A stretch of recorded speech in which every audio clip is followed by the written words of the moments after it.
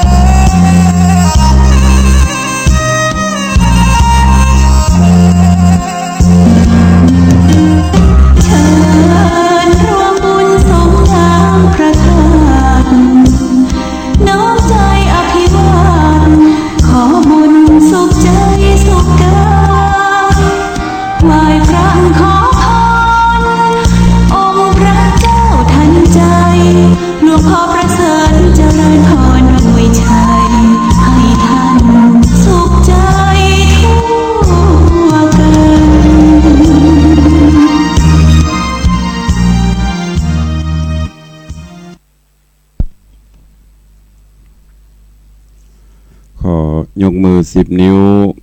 กราบนบนอบน้อมอย่างพระติรัตนแก้วเจ้าตั้ง3 ประการอันมีพระพุทธพระธรรมพระสงฆ์อันเป็นสรณะที่เปิ่งที่เคารพนับถืออันสูงสุดในชีวิตกราบคารวะแตบไตไวสาปุญญาปารมีธรรม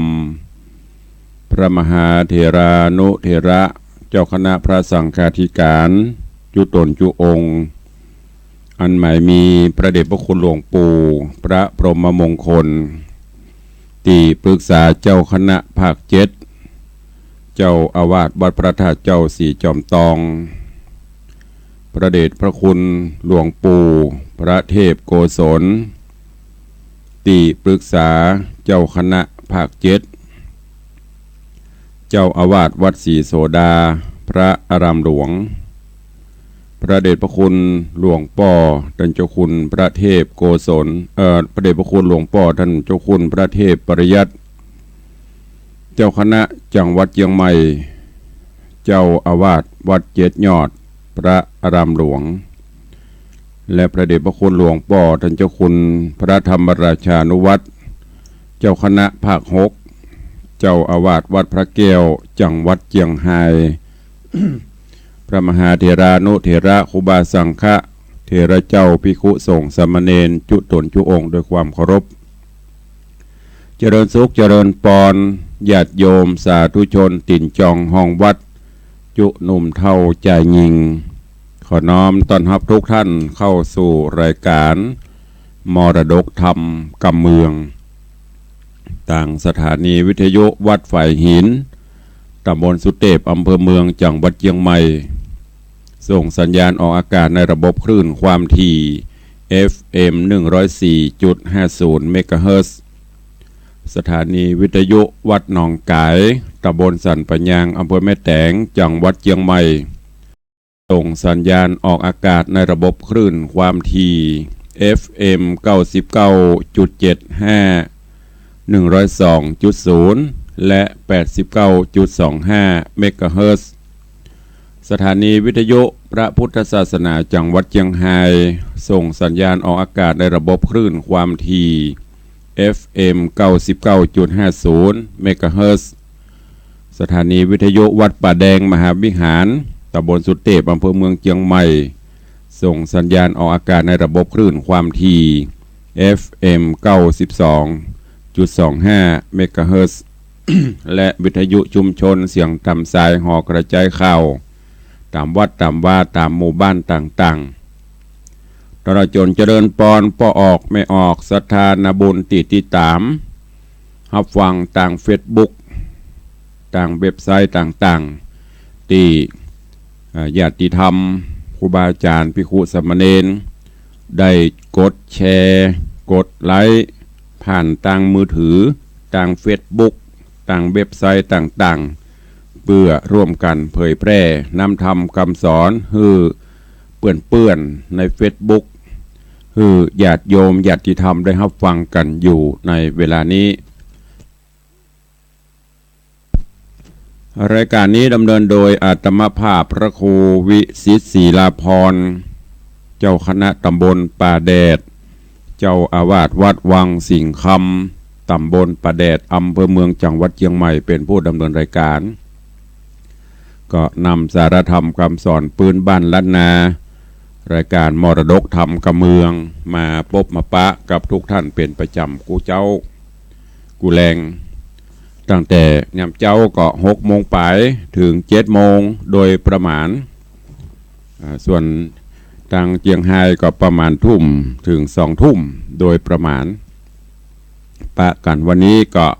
เป็นวันทำการทำงานกันตามปกติเจ้านี้อากาศก็สดชื่นแจ่มใสเย็นสบายฟ้าหลังฝนตะคืนก็มีฝนตกบางตีก็อาจจะนักบางตีก็หมอกม่วนลมก็หมอกมาหมอกปอบางตีก็อาจจะนักอยู่บงวันเนอะแต่วันก่อนนั่นมาเป็นลงรู้สึกว่าได้รับความเสียหายกันก็หลายตีได้รับบาดเจ็บกันพ่องก็ดังที่ได้บอกไปนั่นเป็นเรื่องของภัยธรรมชาติในช่วงนี้ก็รู้สึกจะรุนแรงก็ขอฮืออีพ่ออีแม่ญาติโยมศรัทธาเนอะดังตีทางราชการเปิดประกาศเตือนก็ฮือระมัดระวังตัวฝนตกลมหลวงมาก็จะไปอยู่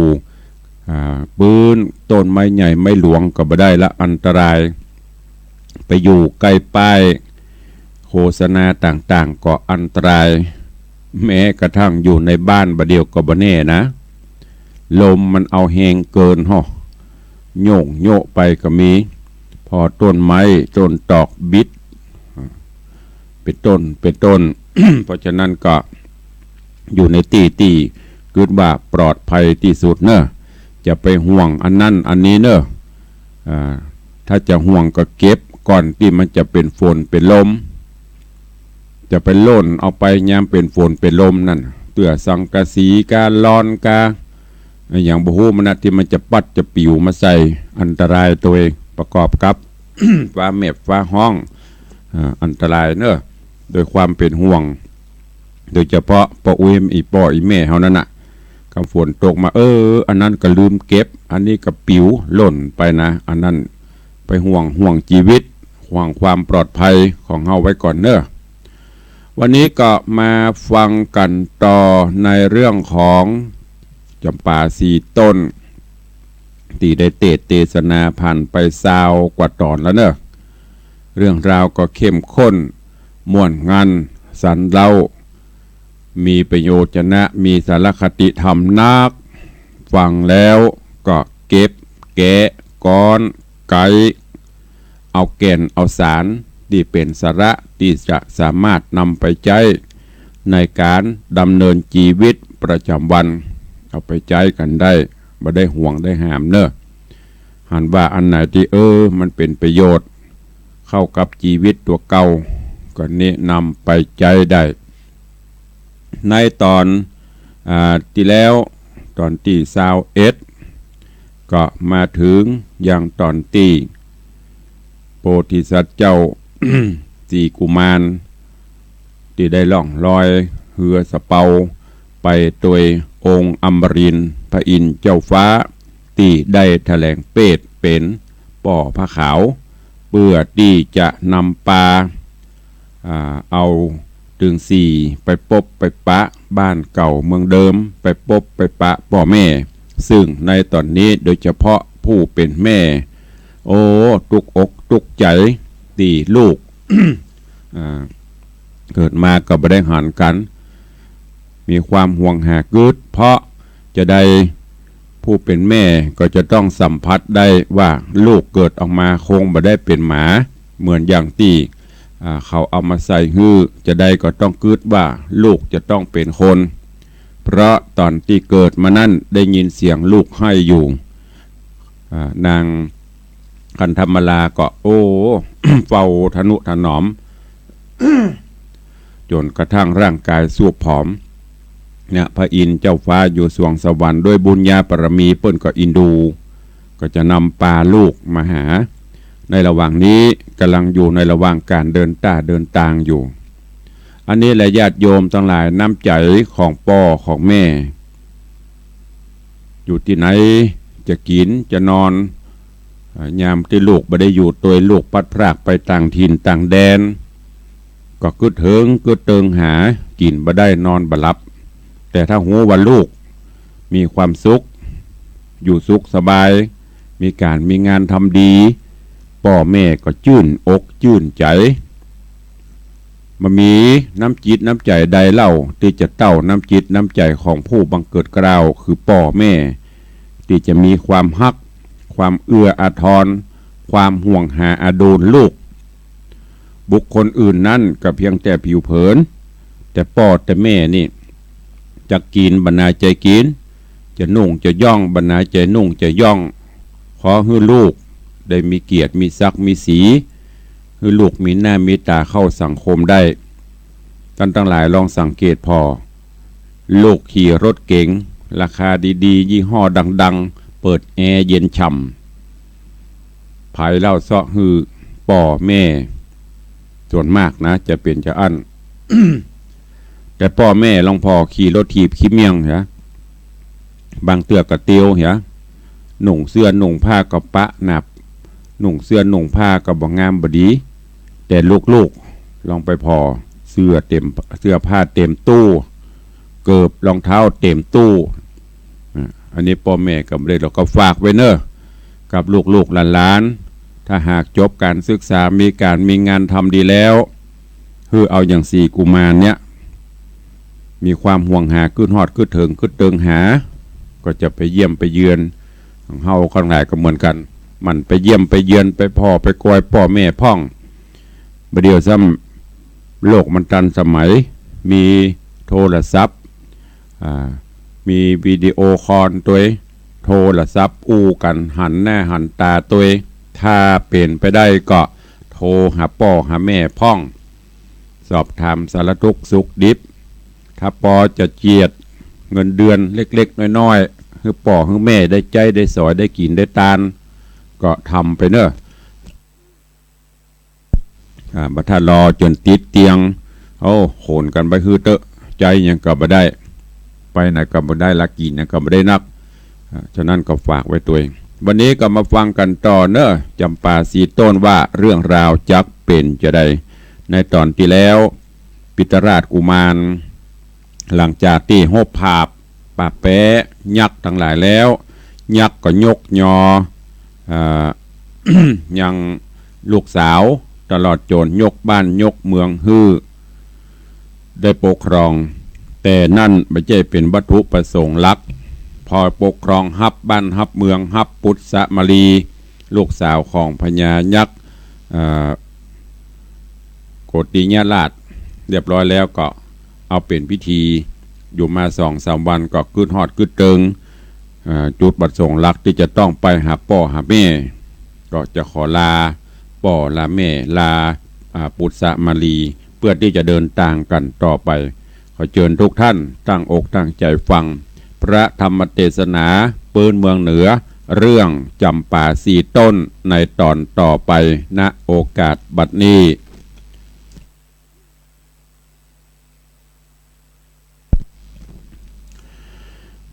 นะโม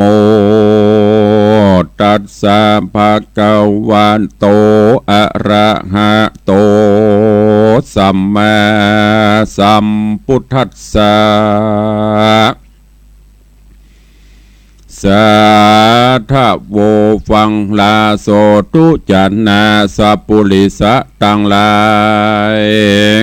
ทั้งหญิงและชายหนุ่มเท่าที่ได้ปากันเล่าทาดาฟังยังรัสธรรมเทศนาจำปาสีต้นลำดาบการลำโลนมาแถมแล้วเราขอเชิญศรัทธาหนุ่มเท่าทั้งหลายจงตั้งใจหมายทอมทาดาฟังต่อไปนานี้แหละนา ตังสุตวาส่วนเต้าปิตราชบุญมีฟังเทวีกล่าวแล้วก็กลาดแกล้วภายผ่านขึ้นหอจันทร์ภาศาสตร์แห่งเต้าโกติญราชราชาไขขี่ญากล่าวจี้ฮือเสียงตี้ทรงใส่ฮือเจ้าหอใจปิตญราชก็บ่อาจคืนกรรมว่ากันองค์คำลูกเต่าได้ช่วยจวบเจ้าแม่มันดาจูงรีบมาอย่าจ้าฮือไพร่ฟ้าเจยบานกันไปนานนักกว่าบอกไว้นาคืนมา อาคาจญายอดซอยตังไพร่น้อยยิงใจโยธาลายหนุ่มเทาเตี้ยงเกิดเหล่าขะนิงหาก้อนไข่จ่าเสียงขาดเต้าโกติญราชภูบาลก็มีราชองค์การรีบหาวฮือห้องเป่าโยธาแต่งนาวาเหือใหญ่เหือเมียนไข่สับปานลำจากการพวกน้อยมี100เป็นตราลงนาวาใหญ่กว้างจอมเจ้าจ้างเคยเมือง โยธาเรื่องอำมาตย์ผู้ฉลาดต่างตาฟังอัจญาตันเต่าก็ฟังเฝ้าเร็วปันรีบปากันแต่งไว้ยังเหือใหญ่บัดเดียวก็มีหันแหลดนาปุนาติวะเสกันวันลุนแจ้งส่องหันไข่ห้องธรณีเจ้าบุญมีปิตราชก็โอกาสอำลายังพญายักษ์เท่าและนางนอดเนาเตวีตั้งเสนาบดีอมาตย์และย้ายบาทภายพันจากหอจันทร์ที่อยู่ลงไปสู่นาวาเข้าไปหาที่ไกลเหือเตเอปะทายคุณสวรรค์แล้วปากันลอยลองไปตามต้องกงกาเหือขุนอินตาเจ้าฟ้าไปก่อนแนะนำต่างเหือเจ้าบุญขวางเศตราชแล่นวาดตัวจอมเหือเจ้าบุญรอมยอดใหญ่คือเจ้าหนอไทยปิตราชกุมารดูเจียงคานใจจ้าเล่นจอมกว่าตัวหลังน้ำแตกดังขะคลื่นปุปุ้งขึ้นสะสนสายลมจนถังตองเหือลอยล่องเร็วปานได้7 วันบ่เศษจริงโป้นเขตดงดานถึงสถานบ้านนอกแดนเขตขอกสีมาแห่งจำป่าเมืองใหญ่เต่าเทพไทยคุณสวรรค์ ก็ไข่ปันบอกเล่าแก่สีเจ้าบุญนาฮือโยธามวลหมู่ก้อยฟู่อู้จากกันอย่าเนืองนันโหห้องยามล่องต้องวังวนเยี่ยวหมู่คนไกลไกลจากหูได้เล่งหันคุณสวรรค์บอกแล้วก็สวาดมนต์เกี่ยวกาถาบังนาวาพร้อมไข่ลอยล่องไตตัวฟองจูมคนป่องเฝ้าด่านยามเหือผ่านภายพันบ่อาจหันและหูเต้าเฝ้าอยู่ได้เหือผ่านภายล่องไตไปจะใจเร็วไวตะยามตาวันใส่ค่ำลาก็ไปหอดตาต่างลงหน้าหอคงภาษาทแห่งเต้าทิราชจำปา คุณอินตาเป็นเจ้าก็บอกกล่าวไข่กรรมฮื้อสี่องค์คำบุญใหญ่จอดเหือไว้เศร้านอนกลางสากรเมฆวางห่างตาตั้งตั้งลงก็มิงหันแลนาดัดสาวิภาตาญะรติญากันคืนนันแจ้งรุ่งอาทิตย์ปุ้งขุนขึ้นแม้ขุนอินตาเตปะไทยก็เปิกเขือใหญ่สัปปานคนหันจูผู้บว่าอยู่ไปได้เจ้าเบี่ยงใจหนุ่มเทามีมากเต้านำแนมเดียวไปมาละลาดอยู่ตามหาดดอนทรายสัตตาภายหันใส่ยังเหือใหญ่นานามมีสามลำงามอาจจอดดูจอดตรงวาดกวัดไกวรัศมีใส่วาดปอสัตลาบสายตาแต่เดิมมาเมื่อก่อนเขาบ่หอนเกยหันเขาจากกันสะเศร้าว่าเหือจากเดาใดจาเขาสั่งกาจุโพตังบ่หูสัจจางพ้องรีบคืนลาฟังเฝ้าไปไว้กล่าวทุนสาแก่พญายศใหญ่หือหูควายตามมีเจ้าปุรีภาพดาวฟังกำกล่าวไขปานรีบเรียวปันไปส่องตัดแน่ปองเบ่งจอนตนผู้ถอนเต้าไทยก็หันเหือใหญ่สามลามแม่ประจำจอดย่างอยู่นอกฝั่งดอนทรายจ้อตรงภายกวัดแกว่งมาจากแหล่งแดนใดจะเต้าสงสัยลายแหล่จริงกล่าวแก่เสนา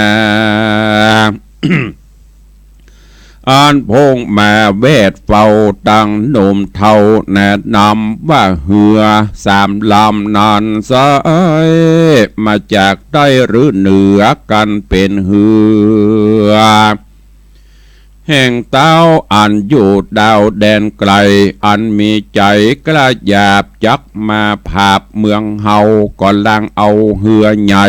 มาพร้อมควายหลวงลาย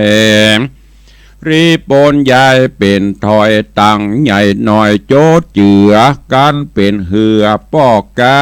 มาตั้งหน้าแดนไกลก็ล่างไข่บอกกล่าวหือหูข่าวตามราย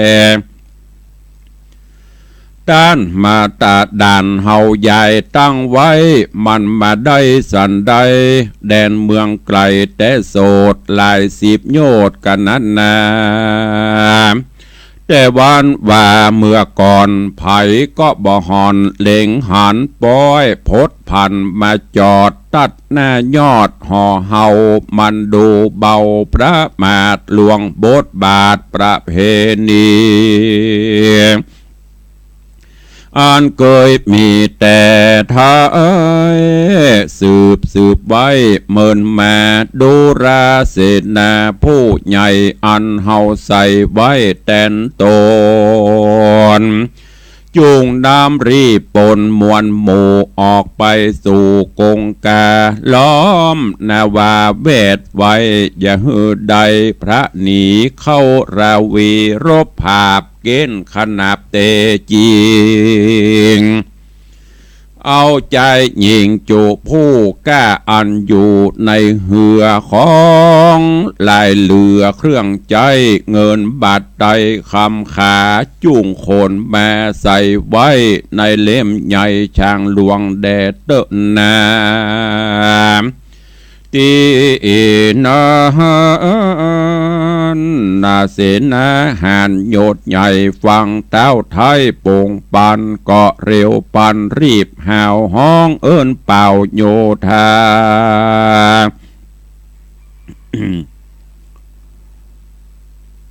ม มีนำนาหลายหลากออกไปจากเวียงใจลงเหือไปบ่จะนับอ่านกว่าหลายปันทอไฟกันยะแย่เปื้อไปผาพระโจ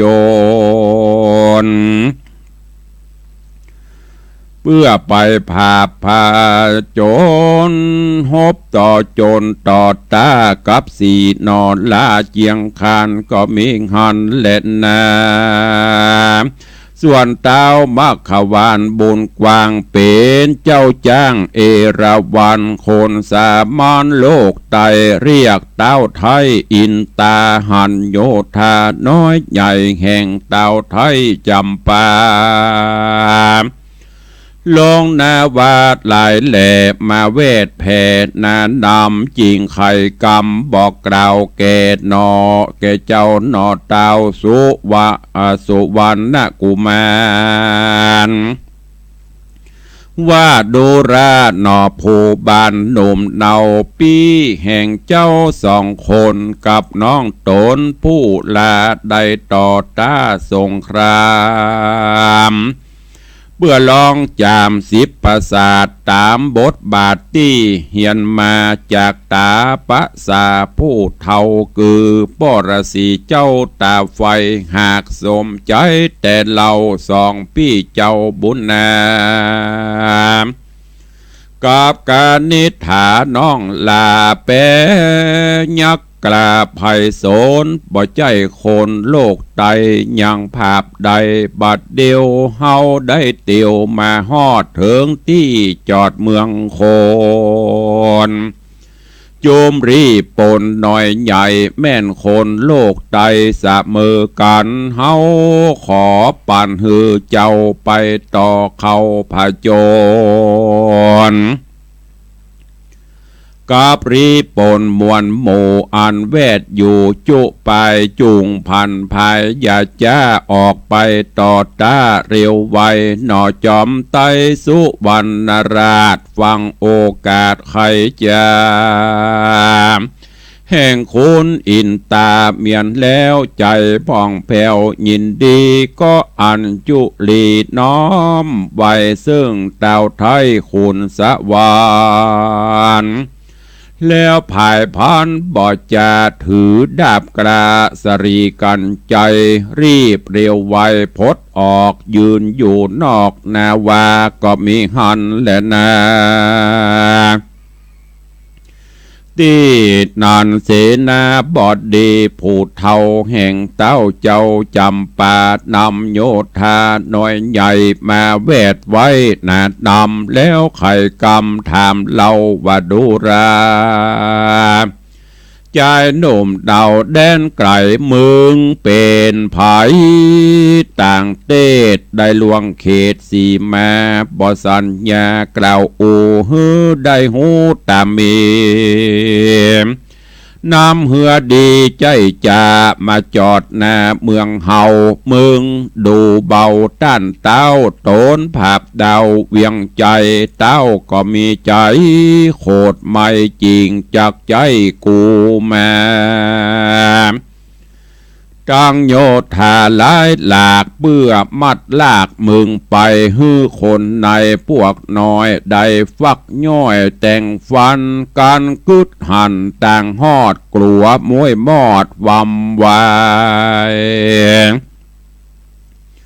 จุงคงควายอย่าจ้าเอาเครื่องงาอลังการเงินคำคานบาดไตไปน้อมใบโทนสาขอขมาต้านต่อตันเต้าโดนปราบดาวเมืองเฮาโดดจักเบาแต่ใส่บ่หอนได้เถิงตายดูราใจต่างนามึงอย่าจ้านันไปจุงเร็วไวรีบเฮาไปน้อมเต้าตามกามส่วนเจ้าองค์คำสุวรรณราชฟังถ้อยวาดวาตีแห่งเสนาบดีผู้เท่าจริงดันเล่ากำไปว่าเฮามาไกลต่างห้องลอย ลองต่อห้องแม่กงกาพาธนาไปฮอดเมืองเกี่ยวยอดปัญจลนากรแห่งพระผู้ถอนปอดเต้าอันอยู่ดาวแดนไกลตาวันใสตกตอดจริงยังจอดเศร้านอนกลางสากรแม่กวางสูป้อยอังราวีกรรมดีดีก็บอกกล่าวจะสวกหาวเอาตายดาบคมภายนี้เราเป็นของเก่าแนะนำก็จักนำไปไว้ซึ่งเต่าไทยเมืองสูงกูบ่จูโดยง่ายกูบ่ไปพระนีเจ้าบุญมีกล่าวแล้วก็ถอดดำเกลียวสรีกันใจกวัดแกว่งไกววะวาดรัศมีบาทต่อตาแสงประพาแห่งดาบแผ่สลาพดไปถูกเสนาในหน่อยใหญ่ล้มตายควายจุคนโจมรีปนล้างหมู่อันตั้งอยู่แดนไกลต่างมีใจสตานลวดป้ายการพระนีเข้าปุรีฟังเฝ้าพ่องล้มเต้าตั้งจานย่ำเหยียบการเล่นกว่าเสียงสวะสวาเนืองนั้นก็มีหันและนาตาทะนันตะรังลามดับนั่นใส่เจ้าหนอดไทยสุวรรณกุมารก่ออธิษฐานก้มเกลาไว้กุลป้อเจ้าละสีสวดมนต์ดีบอดจาสะยองคืนฟ้าบัดเดียวแล้วรีบเรียวไว้วองลงสู่ห้องนาศาลาหน้าพังกาผาศาสตร์แห่งเต้าที่ราชใจไฟอันเศษนาในมวลหมู่จุ่มหนุ่มอยู่นำนาเขาสัตตาหันใส่รีบเวทไว้จุไปพ้องก็หมายจักขาเอาโดยดาบกระคมบางพ้องก็ดังหอกไว้หมายปุ้งใส่กลางหลังพ้องก็วังเข้ากอดเอาเชือกสอดบัดเดียว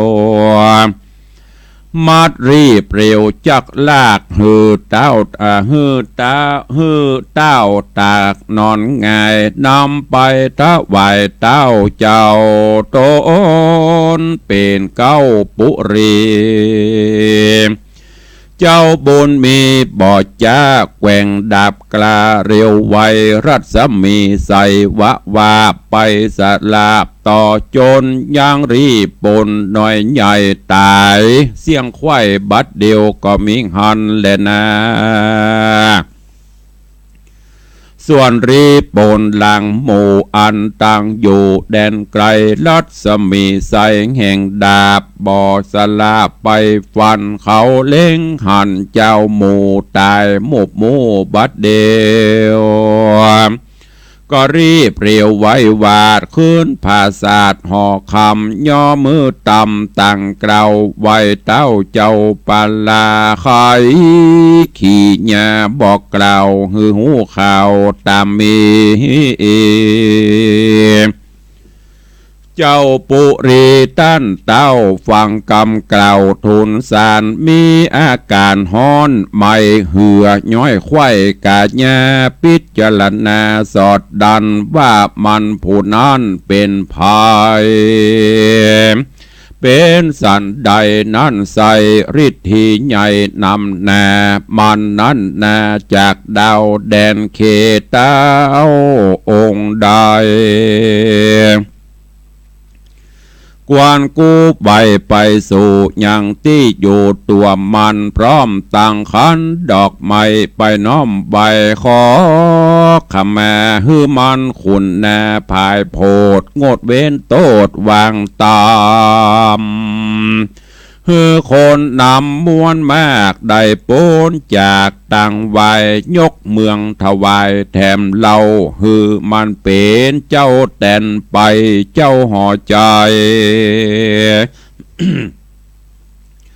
จำปาธิราชก็นำอำมาตย์ปโรหิตตาจารย์โยทหารหนุ่มเทาอันอยู่เฝ้าโรงการรีบภายพันไว้วองไปสู่ห้องศาลาอันเจ้าบุญนาดหน่อยนาดสุวรรณราชกุมารภาพโยธาหารมวลหมู่แล้วนั่งอยู่เสาแรงก็มีหันเล่นนาการว่าไปหอดแล้วเต้าตนเกี้ยวจำปาเล่งสายตาสั้นพอยังเจ้าหนอคิงลามลักษณะงามบอบผ่อนยังน้อยอ่อนเด็กหายินสั่งกาลายแหล่ขะนิ่งแผ่ในใจว่าเป็นสันใดนิสัยเด็กต่างไทยไกลตามีเตจาองค์อาจจบชราดติปประมนภาพรีปนน้อยใหญ่ตายเสียงควายเร็วไวเป็นคนในโลอมฟ้าหรือยักษ์กลาแถลงเป็ดมาเต้าสั่งกาเต้าจำปาธิราชคณิงขวาดในใจก็คดตัวไหลเข้าไกลยื่นขันดอกไม้เตียนคามแล้วไข่กำโอกาสขอเจ้าหน่อยนาดสะบวยเมืองว่าข้าแดดโตนบุญเรืองหนุ่มเนาข้านี้ก็เท่าชลามีพระญาตุนจาบอกกึดหน้าและหลังไปหูยังกุลเจ้าไปกึดเล่าเหยาวไกลฮือเศษนาในอาจกลาเข้าต่อตาพจรกับเจ้าโตนบุญมากโตดข้าหากนำนาขอคุณนาภายโพดฮือโป้นโตดตั้งตายข้าขอถวายภาษาตั้งไพราชประจาตั้งโยธาสหน่อยใหญ่สมบัติควายแดนดินแด่ภูมินหนุ่มดาวขอเป็นเจ้าสะวยเมืองเฮโยธาเรืองไพรน้อยได้จืนจ้อยเจยบานเจ้าสุกุมารสุวรรณราชฟังโอกาสกำจ้าแข่งเต้าจำปายอดซอยจริงตอบถอยกำไปว่าดูราเจ้าห่อใจยดใหญ่เฮานี่ไสเด็กขามีใบหญ้าอ่อนน้อยบ่ไฟห้อยใจโจงบ่อพระสงฆ์เรียสืบสร้างนั่งเมืองกวางเป็นพญาเฮาพาธนาไปฮอดเมืองเกี่ยวยอดปัญจลนกรแห่งพระผู้ถอนป้อเต่าอันอยู่ดาวแดนไกลคงเวียงใจนิสัยเฮาบ่ไฟใจหมายขอถวายคืนเล่าแก่เต้าเจ้าดังอ่อนขอตนผู้ถอนเจ้าจ้างได้สืบสร้างยาวไปแลนานิธิตังขีญาสั่งบันนาวิเศษจาห้องเหตุธรรมเทศนาจำปาสี่ต้นก็บังโกมสมเรศสะเดช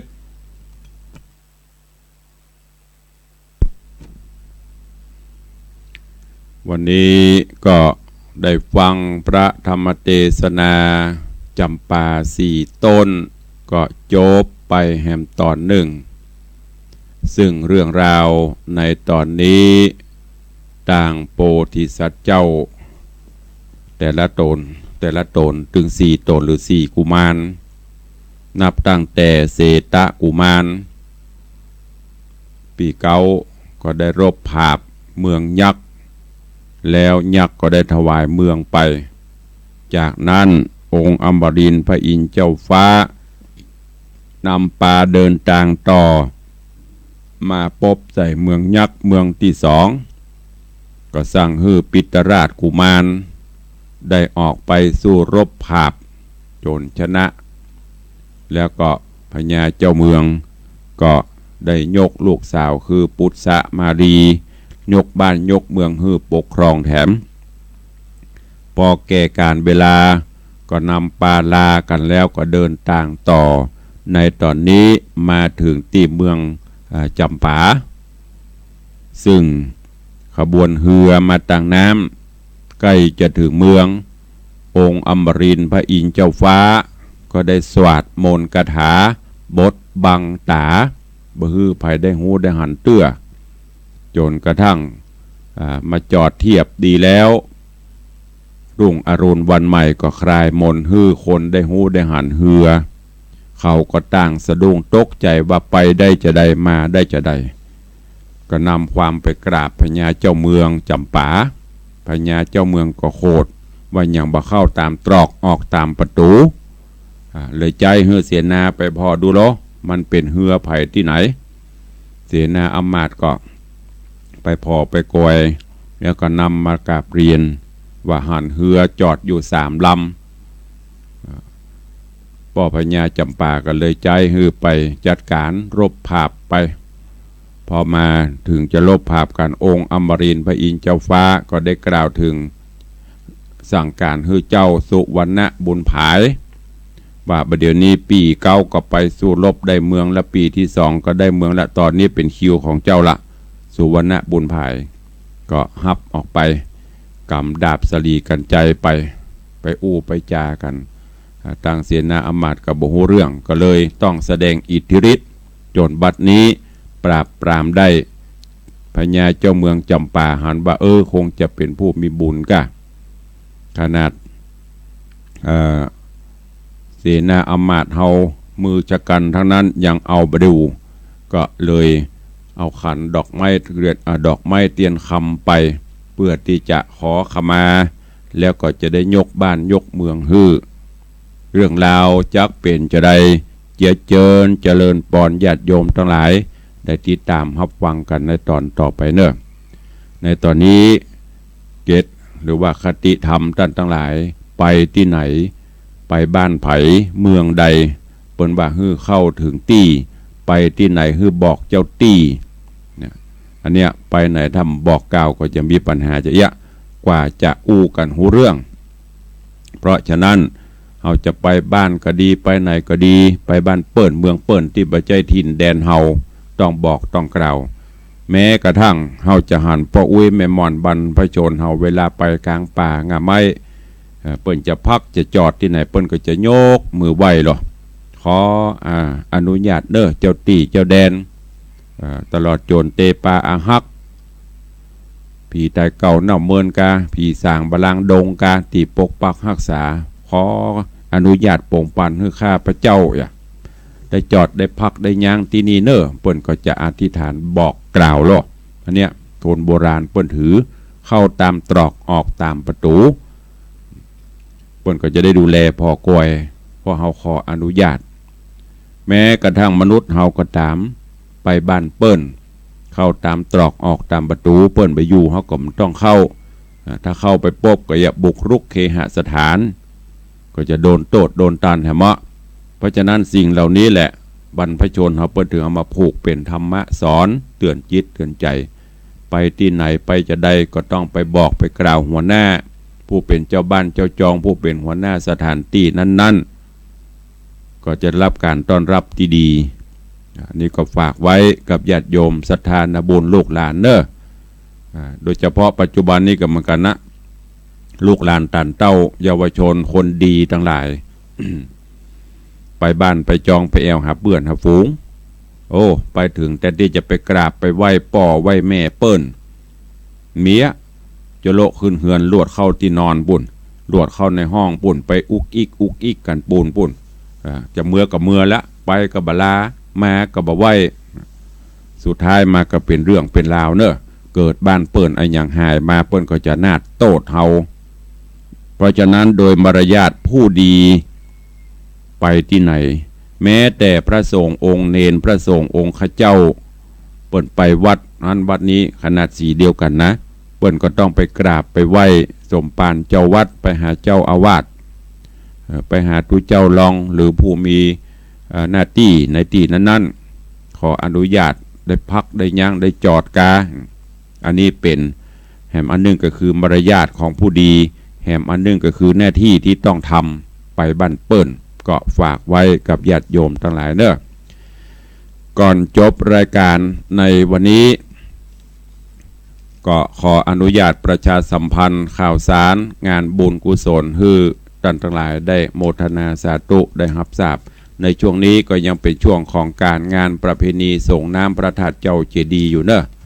เข้าสู่ช่วงเดือน8เดือน9เดือน10นี่จะเป็นช่วงของการส่งน้ำพระธาตุเจ้าเจดีย์แล้วก็มีข่าวฝากประชาสัมพันธ์จากคุณครูสมพงษ์ปลูกงาหรือว่าครูบอย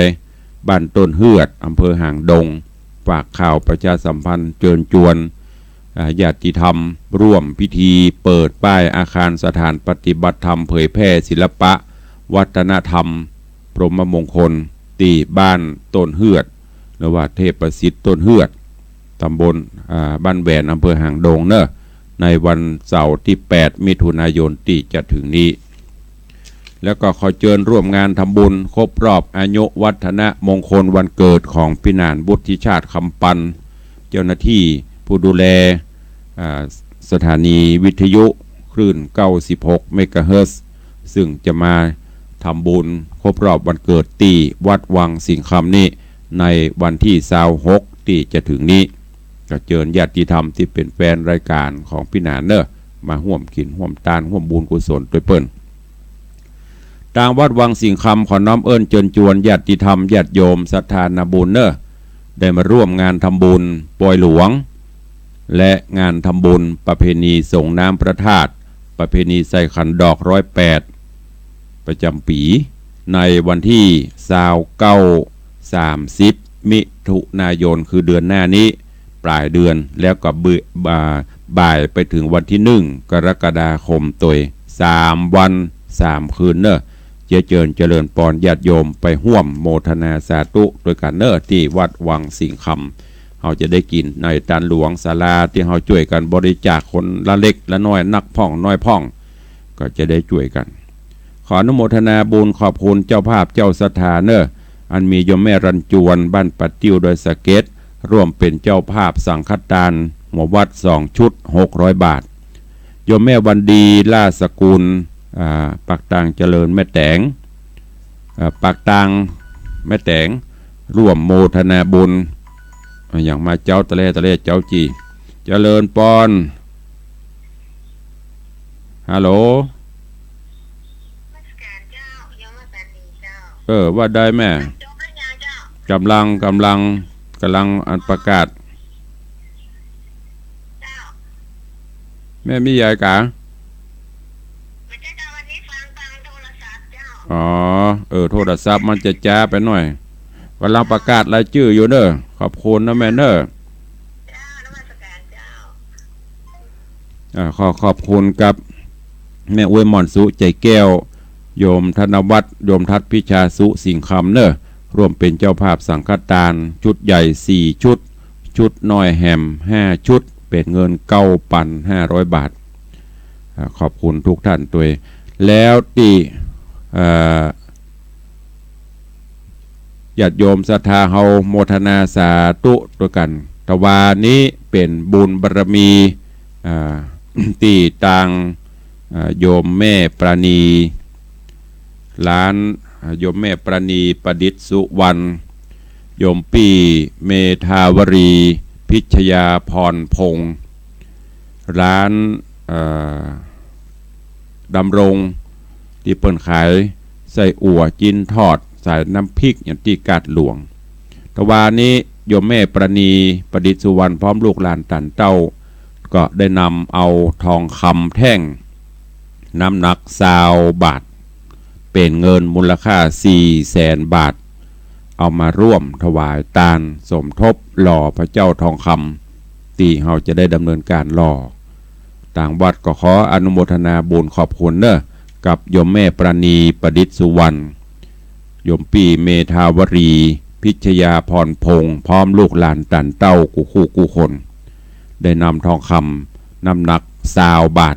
มาถวายตาลขอบุญบารมีอภิบาลปกโหมเนอะให้ได้อยู่เย็นเป็นสุข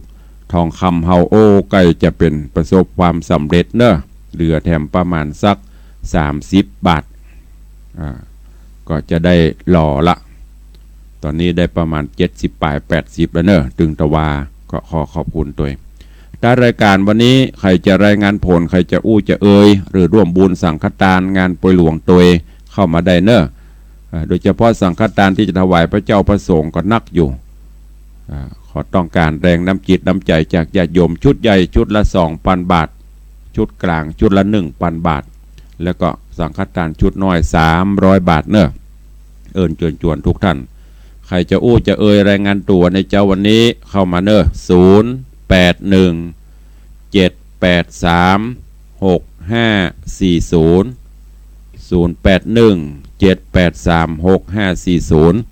เข้ามาได้เนอะใครฟังอยู่ที่ไหนตั้งใดพ่อง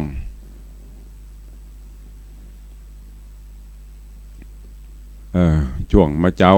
ถ้าจะบรับมาถ้าจะมันนี้กันก้าดักปิ้งบินบอยเจริญปอนว่าได้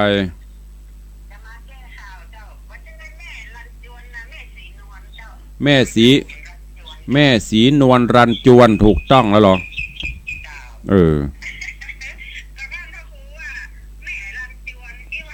กับพ่อเขียนที่นี่หรอแม่สีนวลรันจวนถ้าจะพลาดก็ถ้าจะเบอร์ก็มันได้ทอง20 บาทถ้าใจดีล่ำโหนะนั่นน่ะสาธุ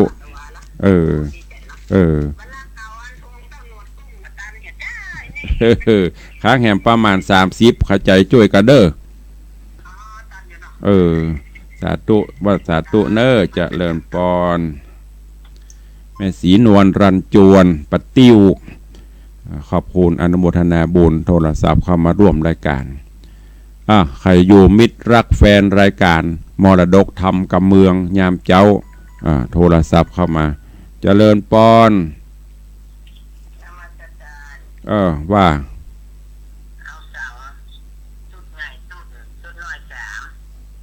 สาธุอนุโมทนาบุญนั่นนะถ้าได้อันแหมอย่างยมแม่ประณีแหมสัก2 เจ้าเนี่ยโอ้ได้หล่อละขอบคุณเนอร์แมนเนอร์สาธุอนุโมทนาบุญรักษาเนอร์เจริญปอนขอบคุณเนอร์กับยมแม่จันดีวิสุทธินัน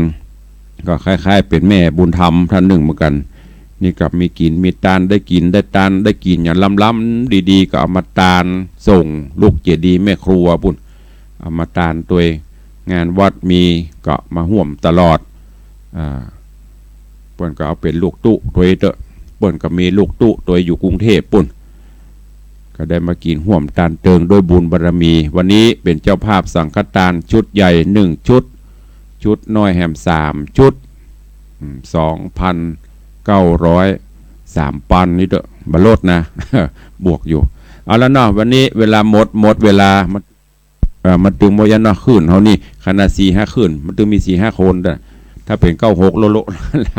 เวลาหมดเวลานำรายการจากไปก่อนเด้ออยู่ดีมีสุขเหมือนกันจูตนจูองจูผู้จูคนอายุวันโนสุขังพลัง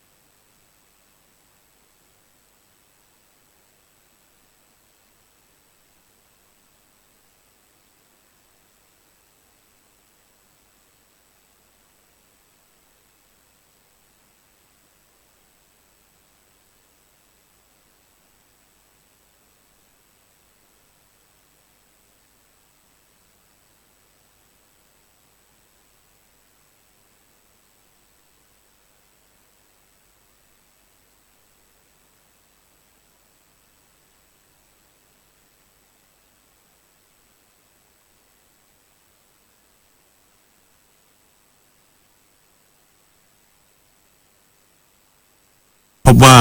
มีปริมาณสั่งซื้อหนังสือรวม831ล้านบาทและประชาชนยังต้องการให้ขยายเวลาของมาตรการดังกล่าวรัฐบาลจึงเชื่อว่าโครงการนี้ทุกภาคส่วนจะได้รับประโยชน์ทั้งภาครัฐผู้ประกอบการธุรกิจสิ่งพิมพ์และประชาชนเพราะทำให้เกิดการหมุนเวียนทางเศรษฐกิจและยังตอบสนองต่อความต้องการของผู้ปกครองที่จำเป็นต้องซื้อหนังสือเรียนให้กับบุตรหลานตลอดจนถือเป็นการส่งเสริมการอ่านให้เป็นวัฒนธรรมของคนไทย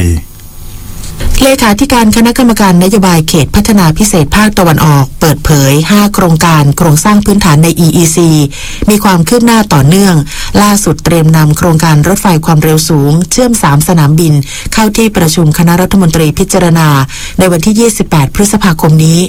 นายคณิตแสงสุพรรณเลขาธิการคณะกรรมการนโยบายเขตพัฒนาพิเศษภาคตะวันออกกล่าวถึงความคืบหน้า5โครงการโครงสร้างพื้นฐานใน EEC ที่มีเงินลงทุน650,000 ล้านบาทว่าโครงการรถไฟความเร็วสูงเชื่อม3สนามบินขณะนี้เตรียมเข้าที่ประชุมคณะรัฐมนตรีพิจารณาให้ความเห็นชอบผลการดำเนินงานการเจรจาและร่างสัญญาของโครงการร่วมลงทุนกับเอกชนในวันที่28พฤษภาคมนี้ขณะที่โครงการสนามบินอู่ตะเภาและเมืองการบินภาคตะวันออกโครงการศูนย์ซ่อมอากาศยานหรือ MRO ระหว่างการบินไทยและ Airbus และโครงการพัฒนาท่าเรือแหลมฉบังระยะที่3จะแล้วเสร็จและลงนามในสัญญาร่วมลงทุนกับเอกชนได้ในเดือนมิถุนายนนี้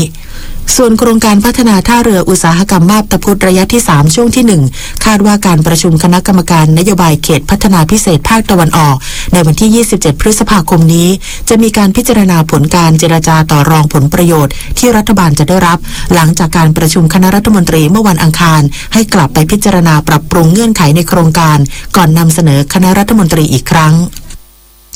หน่วยงานที่เกี่ยวข้องเตรียมความพร้อมดูแลความปลอดภัยการประชุมสุดยอดอาเซียนที่จะมีขึ้นในเดือนหน้าพลโทคงชีพตันตรวานิชโฆษกกระทรวงกลาโหมเปิดเผยผลการประชุมส่วนราชการเพื่อเตรียมความพร้อมดูแลรักษาความปลอดภัยและการจราจรในการประชุมสุดยอดอาเซียนครั้งที่34ที่ประเทศไทยจะเป็นเจ้าภาพจัดขึ้นระหว่างวันที่22-23มิถุนายนนี้ณกรุงเทพมหานครซึ่งมีพลเอกประวิตรวงษ์สุวรรณรองนายกรัฐมนตรีและรัฐมนตรีว่าการกระทรวงกลาโหมเป็นประธานการประชุมและได้กำชับการวางแผนดูแลผู้นำที่จะต้องรอบคอบรัดกุมและสมเกียรติทั้งพิธีการทูตการอำนวยความสะดวกด้านการจราจรเช่นทางผ่านเข้าเมืองรวมถึงการรักษาความปลอดภัยสถานที่และบุคคลสำคัญตลอดเครือข่ายการติดต่อสื่อสารและด้านการแพทย์เพื่อความพร้อมในการปฏิบัติและแก้ปัญหาต่างๆที่จะเกิดขึ้นให้เป็นไปด้วยความเรียบร้อยวันนี้มูลนิธิแพทย์อาสาสมเด็จพระศรีนครินทราบรมราชชนนีหรือพอสวออกให้บริการประชาชนในพื้นที่จังหวัดสระแก้วที่หมู่2โรงเรียนเพียงหลวง17ตำบลทับเสด็จอำเภอตาพระยาจังหวัดเพชรบูรณ์ที่หมู่7โรงเรียนบ้านบุง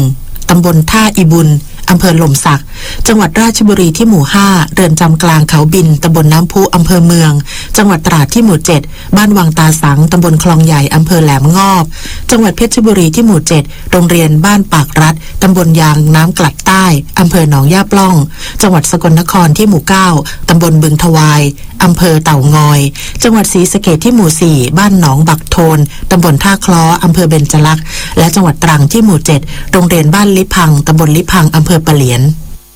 จังหวัดมุกดาหารที่หมู่10บ้านภูแผงม้าตำบลนิคมคำสร้อยอำเภอนิคมคำสร้อยจังหวัดน่านที่หมู่4บ้านหนองใหม่ตำบลพงอำเภอสันติสุขจังหวัดฉะเชิงเทราที่หมู่7วัดไฟแก้ววิทยาตำบลแปลงยาวอำเภอแปลงยาวจังหวัดหนองบัวลำพูที่หมู่7บ้านหนองนกเขียนตำบลบ้านค้ออำเภอโนนสังจังหวัดปัตตานีที่หมู่4องค์การบริหารส่วนตำบลตะโลดือรามันตำบลตะโลดือรามันอำเภอกระเพาะจังหวัดอุบลราชธานีที่หมู่8บ้านหนองสนมตำบลโคกชำแระอำเภอทุ่งศรีอุดมจังหวัดสงขลาที่หมู่5โรงเรียนบ้านหัวปาบตำบลห้วยลึกอำเภอควนเนียงจังหวัดสิงห์บุรีที่หมู่5วัดจุกคลีตำบลไม้ดัดอำเภอบางระจันจังหวัดกาฬสินธุ์ที่หมู่3โรงเรียนนามนราชสงเคราะห์ตำบลนามนอำเภอนามน ส่วนหน่วยรถทันตกรรมเคลื่อนที่มูลนิธิแพทย์อาสาสมเด็จพระศรีนครินทราบรมราชชนนีหรือพอสวออกให้บริการประชาชนในพื้นที่จังหวัดสุราษฎร์ธานีที่หมู่ 5 เรือนจำเกาะสมุยตำบลเมร็ดอำเภอเกาะสมุยและจังหวัดอุตรดิตถ์ที่หมู่ 4 โรงพยาบาลส่งเสริมสุขภาพตำบลด่านแม่คำมันตำบลแม่คำมันอำเภอลับแลจึงขอเชิญชวนประชาชนในพื้นที่ดังกล่าวไปรับบริการโดยไม่เสียค่าใช้จ่ายใดๆต่อจากนี้ไปขอเชิญรับฟังไทยคู่ฟ้าครับรัฐบาลอนุมัติหลักการมาตรการภาษีเพื่อส่งเสริมการลงทุนในเขตพัฒนาเศรษฐกิจพิเศษเพื่อสร้างแรงจูงใจให้ผู้ประกอบการเข้าไปลงทุนกระจายความเจริญสร้างรายได้ให้แก่ท้องถิ่นและเชื่อมโยงเศรษฐกิจกับประเทศเพื่อนบ้านโดยขยายเวลาการจดแจ้งการขอใช้สิทธิ์ลดอัตราภาษีเงินได้นิติบุคคลจากอัตรา20%เหลือ10%เป็นเวลา10รอบระยะเวลาบัญชีต่อเนื่องกันสำหรับการประกอบกิจการในเขตพัฒนาเศรษฐกิจพิเศษไปจนถึงวันที่30ธันวาคม2563ช่วยให้บริษัทหรือห้างหุ้นส่วนนิติบุคคลที่จดแจ้งการขอใช้สิทธิประโยชน์เพื่อการลงทุนในรอบแรกตั้งแต่วันที่10กันยายน2558และรอบที่2ตั้งแต่วันที่1มกราคม2561สามารถดำเนินธุรกิจได้อย่างต่อเนื่องเกิดผลดีต่อคนในพื้นที่และเศรษฐกิจของประเทศโดยรวมครับร่วมเดินหน้าประเทศไทยกับสำนักโฆษกสำนักเลขาธิการนายกรัฐมนตรีรัฐบาลขอเชิญชวนประชาชนชมมหรสพสมโภชเนื่องในงานพระราชพิธีบรมราชาภิเษกพุทธศักราช 2562 ระหว่างวันที่ 22 ถึง 28 พฤษภาคม 2562 ณ ท้องสนามหลวง ตั้งแต่เวลา 17 นาฬิกา ถึง 23 นาฬิกา ชมการแสดงมหกรรมการแสดงนานาชาติเฉลิมพระเกียรติ การแสดงนาฏศิลป์ร่วมสมัยรวมใจพัก และมหกรรมกลองมิ่งมงคล และการแสดงพื้นบ้าน4ภาคเฉลิมพระเกียรติ และพลาดไม่ได้กับการแสดงมหรสพสมโภชครั้งแรกของไทย การจัดแสดงแสง สีเสียงม่านน้ำไฟประดับชุดแสงแห่งพระมหากรุณาธิคุณอบอุ่นล่า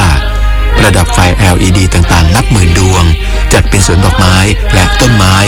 บนพื้นที่กว่า 20,000 ตารางเมตรสามารถติดตามรายละเอียดได้ที่เว็บไซต์ www.plalan.in.th หรือ LINE บรมราชาภิเษกขณะนี้เวลา 7:15 นาทีต่อไปเสนอข่าวต่างประเทศ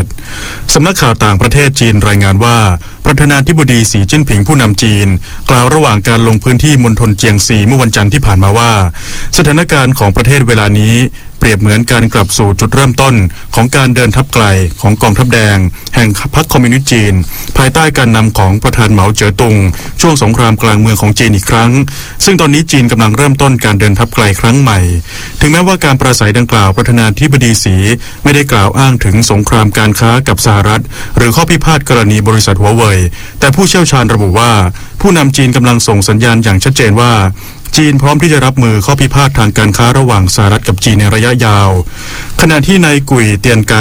เอกอัครราชทูตจีนประจำสหรัฐกล่าวเมื่อวานนี้ว่าจีนยังคงเปิดกว้างสำหรับการเจรจาเพื่อให้ได้ข้อสรุปหลังสหรัฐเลื่อนคำสั่งห้ามบริษัทอเมริกันขายหรือถ่ายทอดเทคโนโลยีให้แก่บริษัทหัวเว่ยออกไปอีก90วันสำนักข่าวต่างประเทศของอิหร่านรายงานว่าประธานาธิบดีฮัสซันโรฮานีของอิหร่านปฏิเสธความเป็นไปได้ในการเจรจากับสหรัฐโดยระบุว่าสถานการณ์ระหว่างอิหร่านและสหรัฐขณะนี้ไม่เหมาะกับการเจรจาเนื่องจากอิหร่านยังสามารถรับมือกับมาตรการกดดันของสหรัฐนอกจากนี้ประธานาธิบดีโรฮานียังเรียกร้องให้ชาวอิหร่านร่วมมือร่วมใจกันเพื่อชัยชนะเหนือการเผชิญหน้าทางเศรษฐกิจกับสหรัฐทั้งนี้สถานการณ์ระหว่างสองฝ่ายทวีความตึงเครียดขึ้นหลังจากสหรัฐส่งกองเรือบรรทุกเครื่องบินพร้อมฝูงบินทิ้งระเบิดและระบบป้องกันขีปนาวุธแพทริออตไปประจำการในตะวันออกกลางพร้อมกันนี้ประธานาธิบดีโดนัลด์ทรัมป์ผู้นำสหรัฐยังขู่ที่จะใช้กำลังทหารหากอิหร่านโจมตีผลประโยชน์ของสหรัฐทำเนียบประธานาธิบดีฟิลิปปินส์แถลงเมื่อวานนี้ว่า ประธานาธิบดีโรดิโก ดูเตอร์เต้ผู้นำฟิลิปปินส์มีคำสั่งให้ดำเนินการขนส่งตู้คอนเทนเนอร์ที่บรรจุสิ่งปฏิกูลและขยะอันตรายซึ่งลักลอบส่งเข้ามาในประเทศกลับไปยังแคนาดาโดยทันทีแม้ว่ารัฐบาลฟิลิปปินส์จะต้องออกค่าใช้จ่ายในการขนส่งก็ตามโฆษกทำเนียบประธานาธิบดีระบุว่าประธานาธิบดีดูเตอร์เต้รู้สึกผิดหวังกับท่าทีของรัฐบาลแคนาดาที่นิ่งเฉยต่อการนำตู้คอนเทนเนอร์ที่บรรจุขยะกลับไปและหากรัฐบาลแคนาดาไม่ยอมรับตู้คอนเทนเนอร์ดังกล่าวทางการฟิลิปปินส์จะทิ้งตู้คอนเทนเนอร์เหล่านี้ในเขตน่านน้ำของแคนาดาทั้งนี้บริษัทเอกชนของแคนาดาลักลอบขนตู้คอนเทนเนอร์ซึ่งบรรจุขยะจากครัวเรือนราว100ตู้เข้ามาในฟิลิปปินส์ระหว่างปี 2556 ถึง 2557 โดยอ้างว่าเป็นขยะสำหรับการรีไซเคิล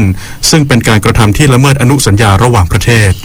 หลายพื้นที่ของสหรัฐกำลังเผชิญกับสภาพอากาศเลวร้ายส่งผลกระทบต่อการเดินทางโดยที่รัฐมิสซูรีเกิดพายุทอร์นาโดพัดถล่มรุนแรงทำให้อาคารและอัฐจันทร์ของสนามแข่งรถในเมืองวีดแลนด์ได้รับความเสียหายอย่างหนักจนต้องเลื่อนการแข่งขันในช่วงสุดสัปดาห์นี้ออกไปส่วนรัฐโคโลราโดและไวโอมิงเกิดพายุหิมะหลงฤดูมีรายงานที่เมืองเชเยนหิมะตกหนักถึง 22.8 เซนติเมตรขณะที่ท่าอากาศยานนานาชาติเดนเวอร์ต้องยกเลิกเที่ยวบินเนื่องจากมีปริมาณหิมะสูงและหินได้ถล่มปิดทับเส้นทางบนทางหลวงระหว่างรัฐในเมืองแกลนวูดแคนยอนต่อไปติดตามรับฟังข่าวกีฬาค่ะแบดมินตันในประเภททีมผสมชิงแชมป์โลกรายการ Total BWF สุดเทียประมาณครับที่เมืองหนานหนิงในสาธารณรัฐประชาชนจีนรอบแบ่งกลุ่มนัดสุดท้ายไทยพบกับญี่ปุ่นซึ่งเป็นทีมวางอันดับที่1ของรายการประเภทชายคู่นิพิษพลพวงพั่วเพชรกับกิตตินุพงษ์เกษเปรนแพ้ให้กับคู่มือ2ของโลกจากญี่ปุ่น0-2 เกมในประเภทหญิงเดี่ยวพรปวีช่อชูวงมืออันดับที่20ของโลกสามารถพลิกชนะ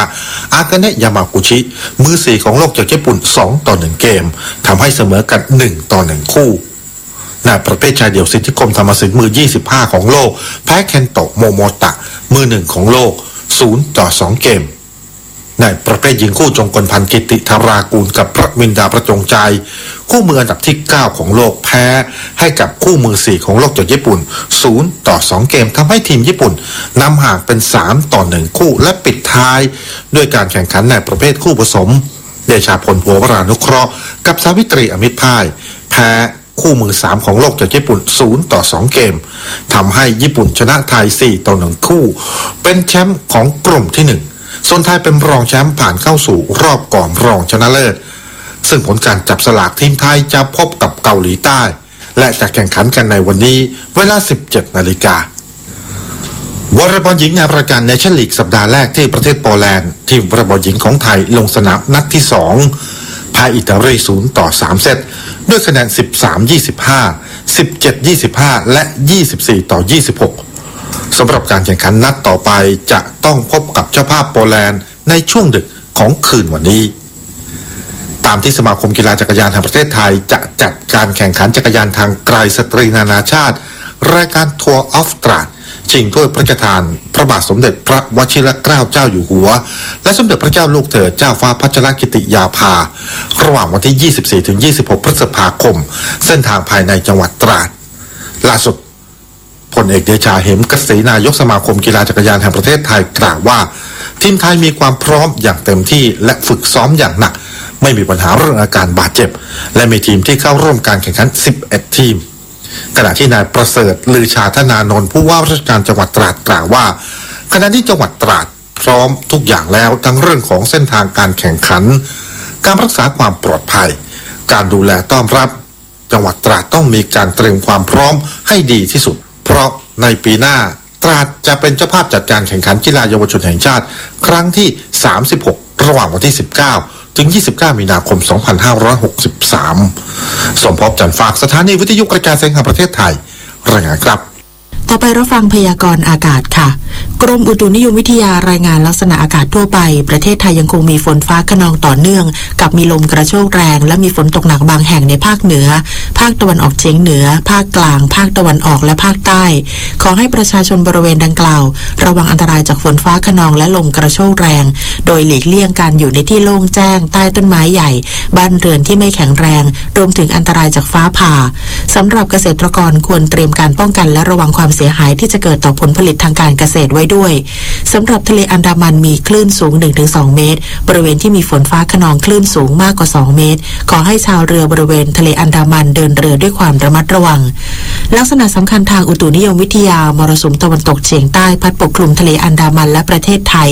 เข้าสู่หย่อมความกดอากาศต่ำบริเวณชายฝั่งประเทศเวียดนามตอนกลางลักษณะเช่นนี้ทำให้ประเทศไทยมีฝนฟ้าคะนองลมกระโชกแรงกับมีฝนตกหนักบางแห่งสำหรับคลื่นลมบริเวณทะเลอันดามันมีกำลังปานกลางพยากรณ์อากาศตั้งแต่เช้าวันนี้จนถึงเช้าวันพรุ่งนี้ภาคเหนือมีเมฆเป็นส่วนมากกับมีฝนฟ้าคะนอง60%ของพื้นที่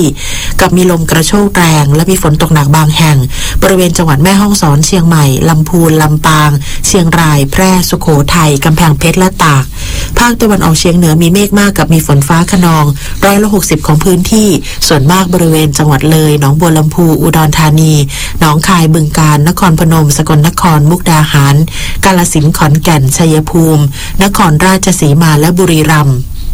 ภาคกลางมีเมฆเป็นส่วนมากกับมีฝนฟ้าคะนองและมีลมกระโชกแรง60%ของพื้นที่ส่วนมากบริเวณจังหวัดสมุทรสงครามราชบุรีสุพรรณบุรีกาญจนบุรีอุทัยธานีนครสวรรค์ชัยนาทสิงห์บุรีอ่างทองและพระนครศรีอยุธยาภาคตะวันออกมีเมฆเป็นส่วนมากโดยมีฝนฟ้าคะนองและมีลมกระโชกแรง60%ของพื้นที่กับมีฝนตกหนักบางแห่งบริเวณจังหวัดชลบุรีระยองจันทบุรีและตราดลมตะวันตกเฉียงใต้ความเร็ว 15-35 กิโลเมตรต่อชั่วโมงทะเลมีคลื่นสูง 1-2 เมตรบริเวณที่มีฝนฟ้าคะนองคลื่นสูงประมาณ2 เมตรภาคใต้ฝั่งตะวันออกมีเมฆเป็นส่วนมากกับมีฝนฟ้าคะนอง60%ของพื้นที่ส่วนมากบริเวณจังหวัดเพชรบุรีประจวบคีรีขันธ์นครศรีธรรมราชพัทลุงสงขลาปัตตานียะลาและนราธิวาสลมตะวันตกความเร็ว 15-30 กิโลเมตรต่อชั่วโมงทะเลมีคลื่นสูงประมาณ1 เมตรบริเวณที่มีฝนฟ้าคะนองคลื่นสูง 1-2 เมตรภาคใต้ฝั่งตะวันตกมีเมฆเป็นส่วนมากกับมีฝนฟ้าคะนอง60%ของพื้นที่ส่วนมากบริเวณจังหวัดระนองพังงาภูเก็ตและกระบี่ลมตะวันตกความเร็ว 15-35 กิโลเมตรต่อชั่วโมงทะเลมีคลื่นสูง 1-2 เมตรบริเวณที่มีฝนฟ้าคะนองคลื่นสูงมากกว่า2 เมตรกรุงเทพมหานครและปริมณฑลมีเมฆเป็นส่วนมากกับมีฝนฟ้าคะนอง60%ของพื้นที่สภาวะระดับน้ำในแม่น้ำเจ้าพระยาที่หน้ากองบัญชาการกองทัพเรือคำนวณโดยกรมอุทกศาสตร์กองทัพเรือวันนี้น้ำขึ้นเต็มที่เวลา 7:32 นาทีสูงกว่าระดับทะเลปานกลาง73 เซนติเมตรและเวลา 23:43 นาทีสูงกว่าระดับทะเลปานกลาง97 เซนติเมตรน้ำลงเต็มที่เวลา 3:14 นาทีสูงกว่าระดับทะเลปานกลาง43 เซนติเมตรและเวลา 16:47 นาทีต่ำกว่าระดับทะเลปานกลาง83 เซนติเมตรวันนี้ที่ประภาคารกาญจนาภิเษกแหลมพรหมเทพจังหวัดภูเก็ตและกรุงเทพมหานครดวงอาทิตย์ตกพร้อมกันในเวลา 18:39 นาที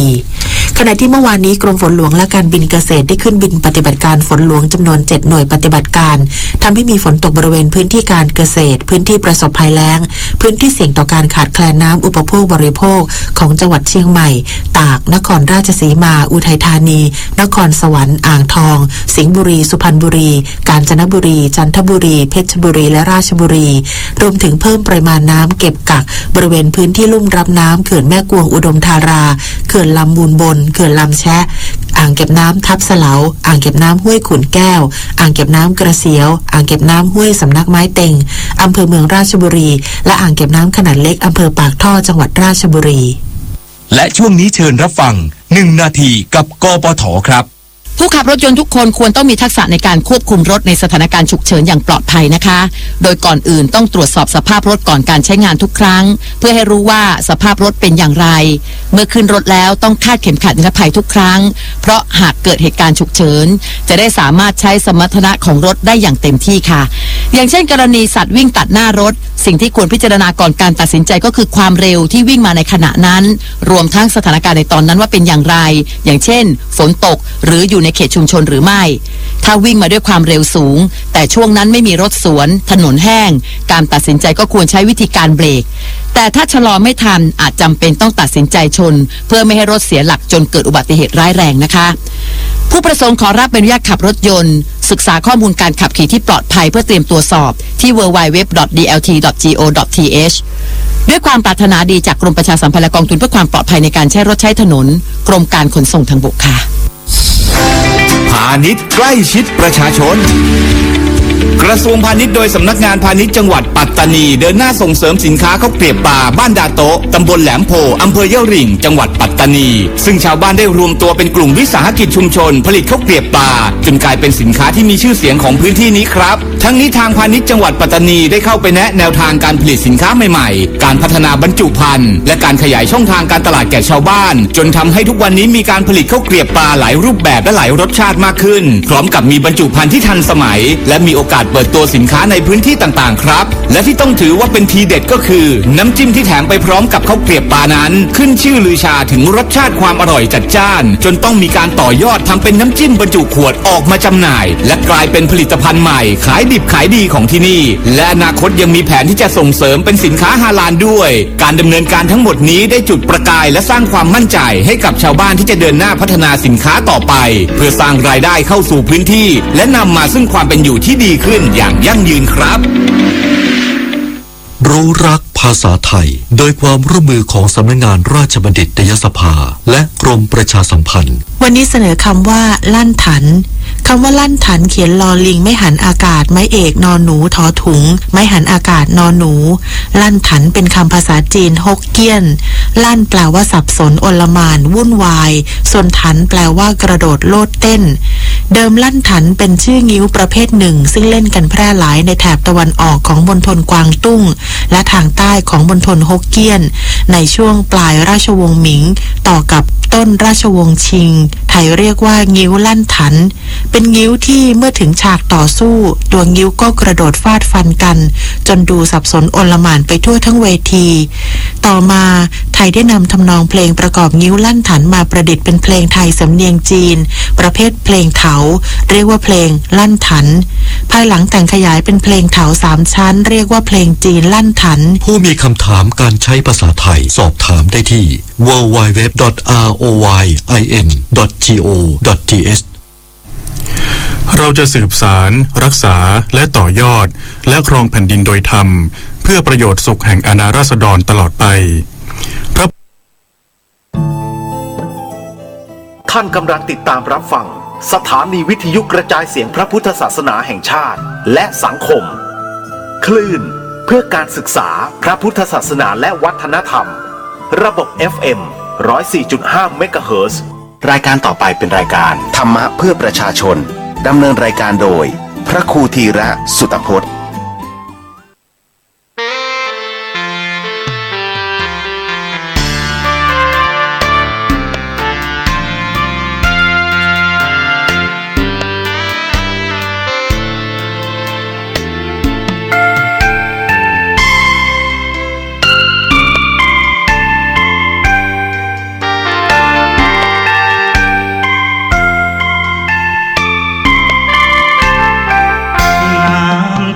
บ่อทิพย์ฉลมกายใจก่อนเดินขึ้นมากราบไหว้พระธาตุคู่ดอยสุเทพเทวาตามประเพณีเที่ยวขึ้นดอยองค์พ่อครูบาหยุดพักวัดท่านสร้างมาเดิมชื่อว่าสกินาคามีบัดนี้ที่วัดพาลาดรื่นรมด้วยบรรยากาศเจ้าอาวาสนักเทศเสียงดีโบราณนาก่อนขึ้นไหว้สาพระบรมธาตุชำระใจให้สะอาดของดิบเนื้อสัตว์ไม่ควรนำไปเอาน้ำศักดิ์สิทธิ์จากบ่อน้ำทิพย์ดื่มล้างร่างกายบัดนี้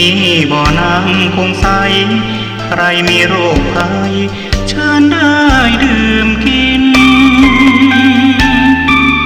กราบรอยพระบาทองค์ศาสดาจารึกเนื้อแผ่นศิลาครั้งเสด็จมาพาลาดบนหินเชิญชวนศรัทธาร่วมโมทนาผ้ากฐินจากสาธุชนทั่วถิ่นพระมหาสง่า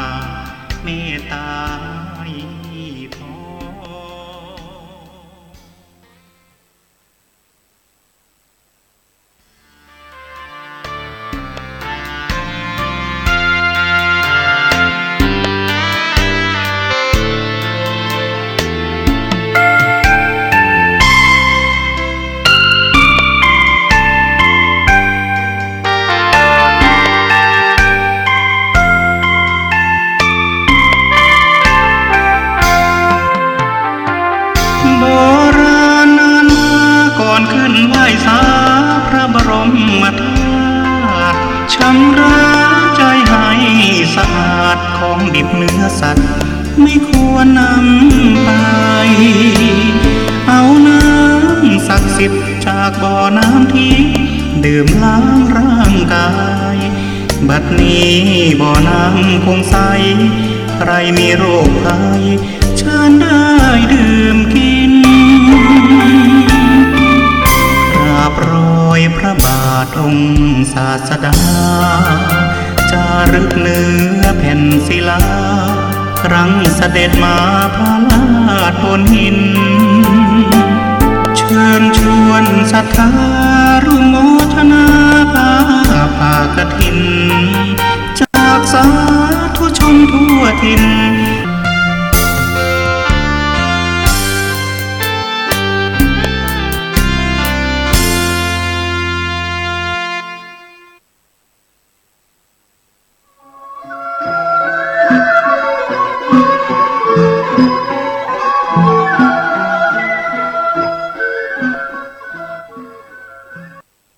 ขอน้อมเมตตาบารมีธรรมของแก้วเจ้าทั้งสามคือพระพุทธ